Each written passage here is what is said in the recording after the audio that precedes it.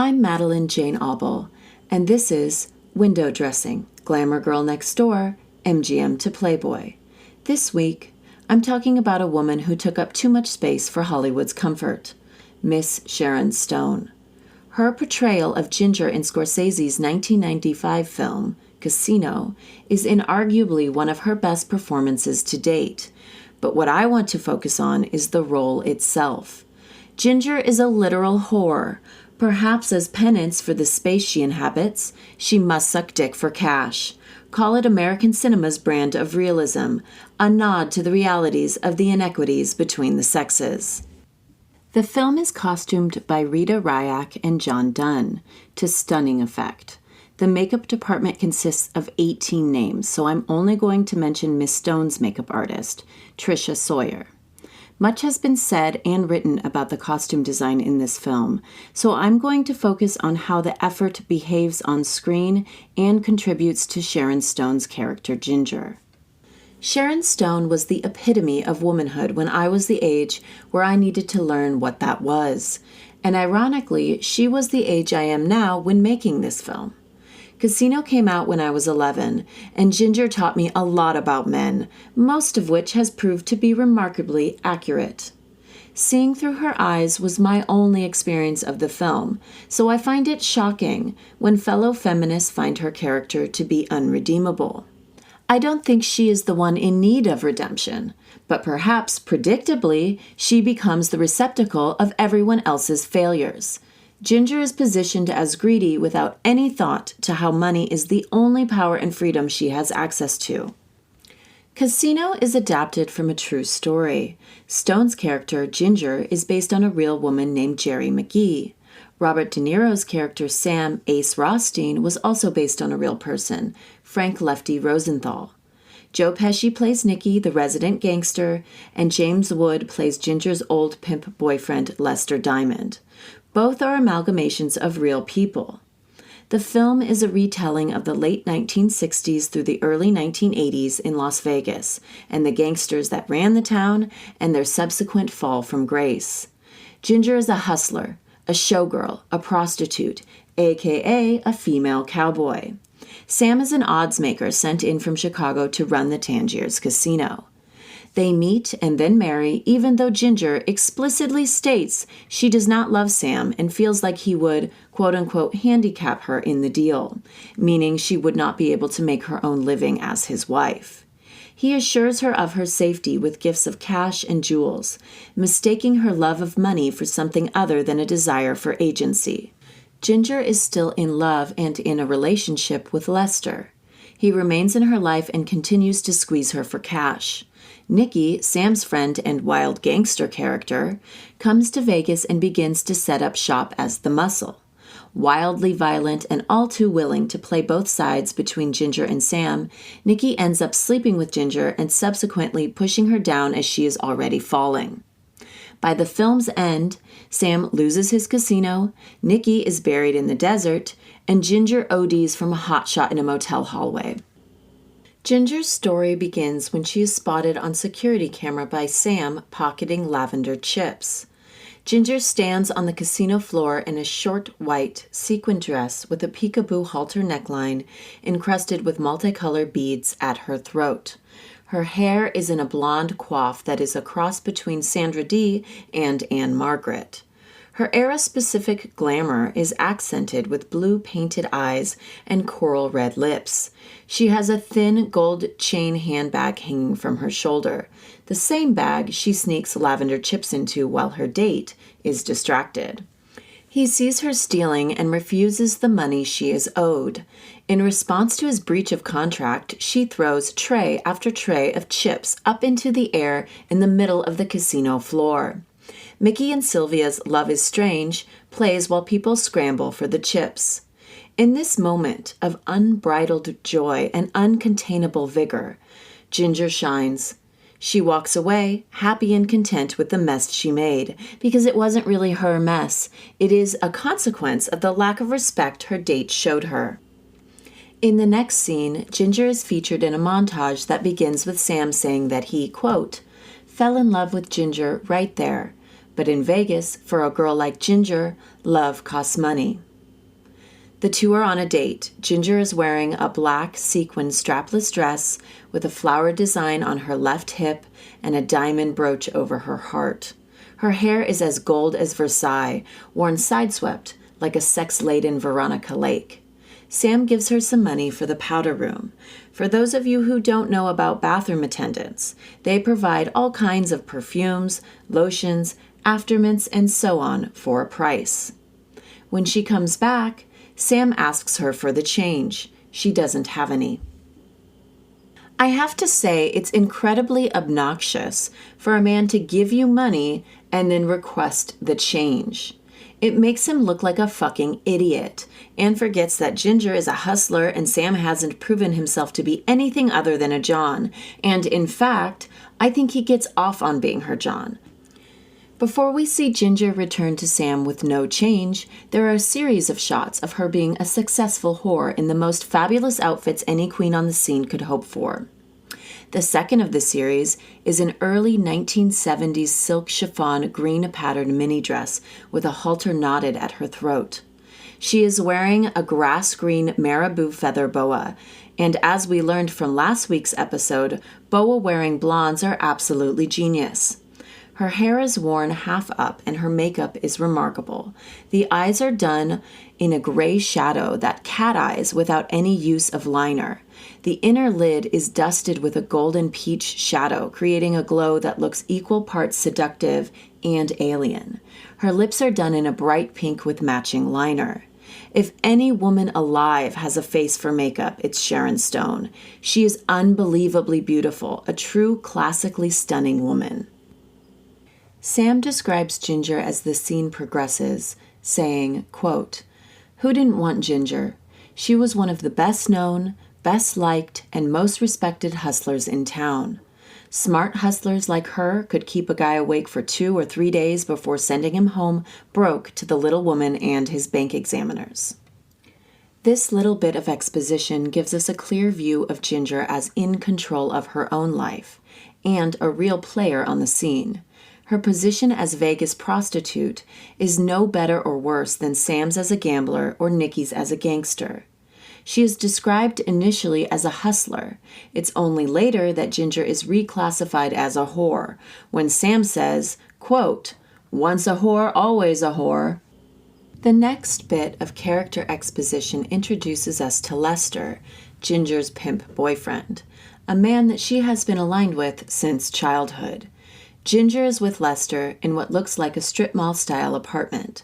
She is wearing a snakeskin printed satin coat, I assume over a matching mini dress.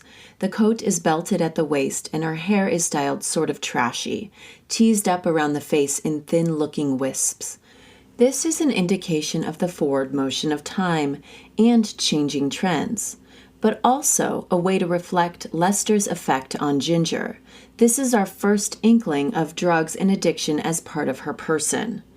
I would argue that the less than in-control air about Ginger in this scene is more about her humanity than Lester's hold on her.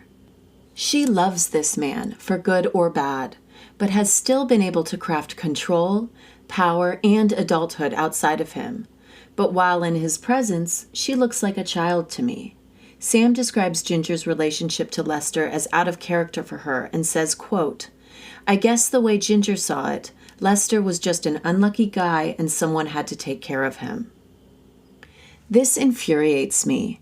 Clearly, Sam doesn't have an understanding of womanhood or what it's like to be whored out at 14 by a man you love. The fact that he actually cannot process that Ginger may actually love this piece of shit, pimp wholly, ignores the realities of womanhood. In some ways, it's flattering that he can't understand how she could stoop to Lester's level. On the other hand, it seems that Sam can only see Ginger as a prized piece of property that by extension reflects his value system. That mindset is what makes Sam a John. He sees her as a reflection of him, the way a woman chooses a handbag that reflects her status, style, and tax bracket. If Ginger treated Sam as anything other than a John under these circumstances, she would be giving away all her power to play purse to a fucking wimp. After 3 months of courtship, Sam makes a not-so-romantic proposition to Ginger. He asks her to marry him. She shows him the respect a real man deserves and tells him the truth. She says she is not in love with him. Sam responds by throwing that respect in her face. He changes the proposal to a business proposition, effectively and firmly placing himself in the category of John and making her a hustler, not a wife, in the arrangement. He set her up from the start. Sam does some song and dance about how love can grow, and what is love anyways, blah, blah, blah. He even throws out the word respect. But the truth is, he wants her at any cost and is willing to buy the love she doesn't have for him. He sells her out before they even walk down the aisle. Seeing the change in dynamic, Ginger shifts her position from respecting Sam to protecting herself. She asks him what will happen to her if it doesn't work out between them. Sam says, quote, "So whatever happens, if it doesn't work out between us, I'm going to make sure you're okay for the rest of your life." Ginger says, "What are you pitching me?" Sam says, "Just what I said. You will be set up for the rest of your life. That I can promise." They get married. By the middle of the film, Sam struggles to grip and control, not love and honor his wife. In the first shot of a daytime diner scene, Ginger, dressed in a long white leather coat with ermine fur tails adorning every other inch of leather, like a luxe striped pattern akin to a royal robe, hands a thick envelope of cash across the booth to Lester. Her hair is curled in 1.5-inch barrel curls that cascade to her shoulders. She is smiling and glamorous in a black lurex top underneath her coat and bell-bottom slacks. Sam walks in and sits down next to Ginger. Sam, addressing Lester, says, "Aren't you the card shark, the golf hustler, the pimp from Beverly Hills?" We see a close-up of Lester's face feigning acknowledgement while looking in Ginger's direction. Sam slams down another envelope of cash on the table, daring Lester to take his money too. Lester glances around the room, quickly realizing there are guys posted at the exits.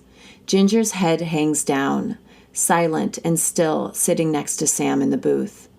She is completely drained of her previous joy. Sam says to Lester, "Did you know she was my wife?"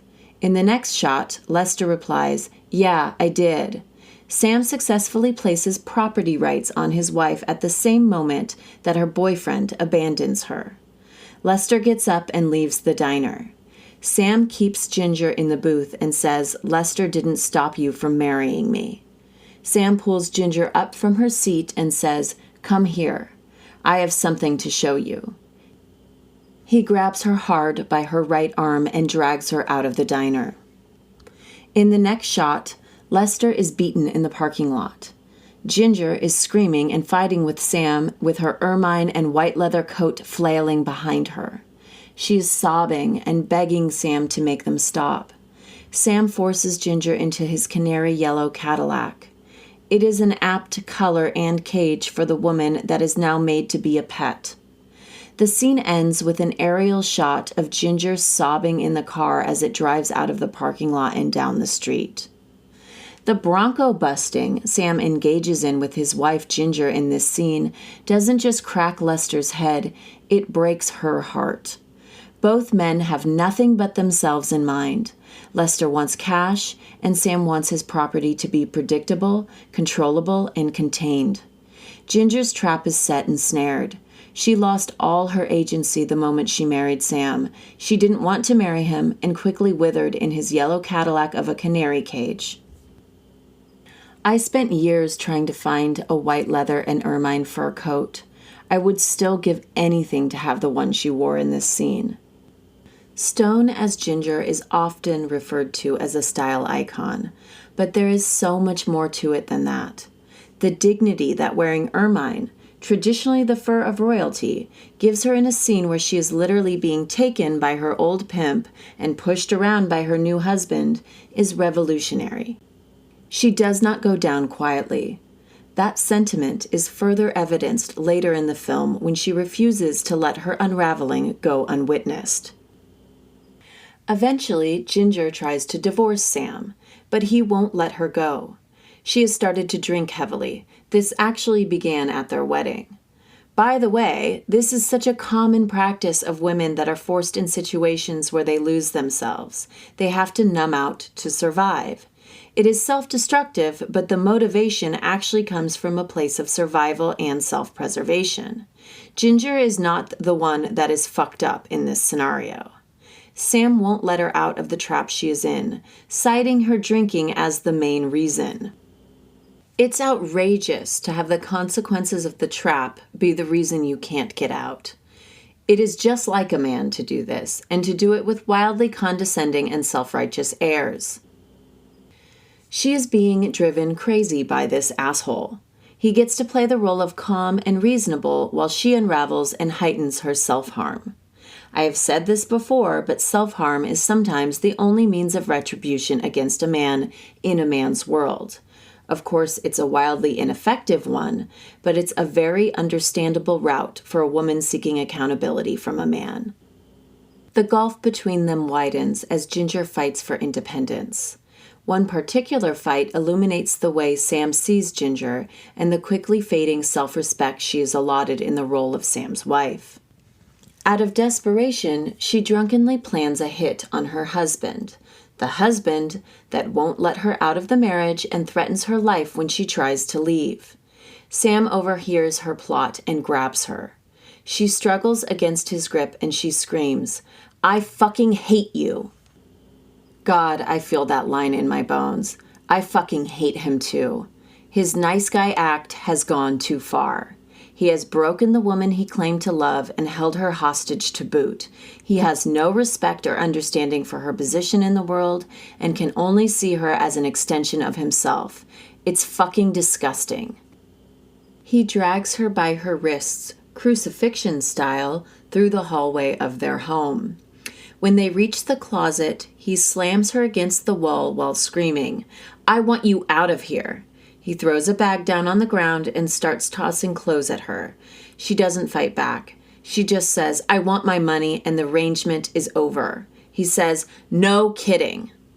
This part is important because it admits that this wasn't a marriage. It was a property rental. Sam treated Ginger like his personal pet from the moment she told him she didn't love him. He purchased her and then didn't hold up his end of the bargain. Sam says by way of accusation, "You never even loved me in the first place." Well, no shit, Sam, that's the fucking point. She says in response, "Love you? How could I fucking love you? You treat me like a dog." He says, "You're lower than a dog." She tosses a shoe down the hallway at him during this exchange. She is on the floor wearing a orange geometric printed slinky synthetic silk dress with a high neck and a shag hairdo. She is wearing a black silk robe over the ensemble. She looks trashy, but a kind of gilded trash that is so hot it's hard to describe. On her way out, she grabs a snow-white fur coat with big shoulders. The look reflects a luxe loss of faith. Ginger comes back home to Sam after this fight. I think we have all been in some iteration of this dynamic. We fight for our freedom, but are broken to a point that we don't think we deserve it. It's easy to get caught in a cycle of believing you're less than a man pretty easily, considering that messaging has been inundating us since birth. At this point, Ginger has already attempted to escape with her daughter, Amy, or as Sam sees it, Ginger kidnapped Amy. Ginger is a junkie and completely incapable of acting in anyone's best interest, given that acting in her own best interest was stolen from her at the onset of her marriage. Sam, given his real fear for his daughter and his manufactured care for Ginger, has made her carry a beeper so he can monitor her at all times. This act of humiliation is the final straw, and Ginger's self-harm hits new heights.